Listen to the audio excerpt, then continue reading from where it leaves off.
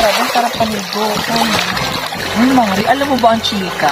Ay, pare. Oh my God, si paring Kanor at saka si Maring Marito, naghiwalay na sila. Talaga? Parang kanina lang nakita ko sila sa gasoline Ay, station. nako. Binubugbog daw ni paring Kanor si Marito. Ay, nako. Ewan ko ba kay paring Niya, Kanor? hindi ako papayag. Bakit naman di ka papayag? Hindi ka naman ang asawa ni paring Kanor. Hindi rin natin alam. Aba? Hindi naman ako binubugbog ni paring Kanor mo, ha? Hindi ako Bakit? Ba't ka rin pala? Kaya pala, pare! Pinagsabay tayo tatlo ni Maring Maricho! Pero hindi tayo nabugbog. Hayaan mo si Maring Maricho! Ang gumanas lang hindi natin tinatanas sa kanya kay Paring Kanor. Wala.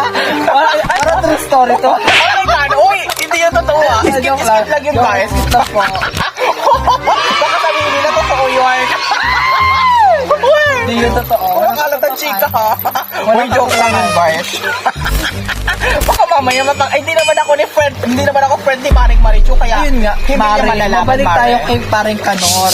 Ay, si paring Kanor, napakabait doon. Hindi ko akalain na kaya niyang bubugin si Maricho. Oo nga, sweet-sweet naman ni Paring Kanor pagdating sa akin.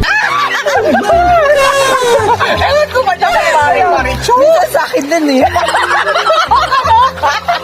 Tapos si Paring Ang may Maricho. kasalanan nito, si Maricho talaga. Kaya nga, hindi marunong mag-alaga si Maricho. Alam mo ba? Nagbabantay na nga lang siya ng tindahan. At ng kanyang anak, hindi niya mapagawang... Hindi niya mapagawang bigyan ng pagmamahal si Paring Kanor.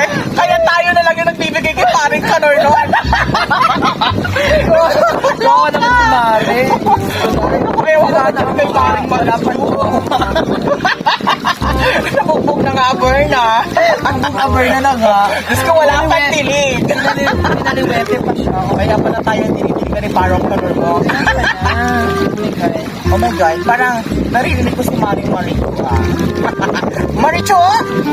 Back to you, Bernadette! Ano ka ka? Ayoko na. Baka mamaya ma-issue tayo.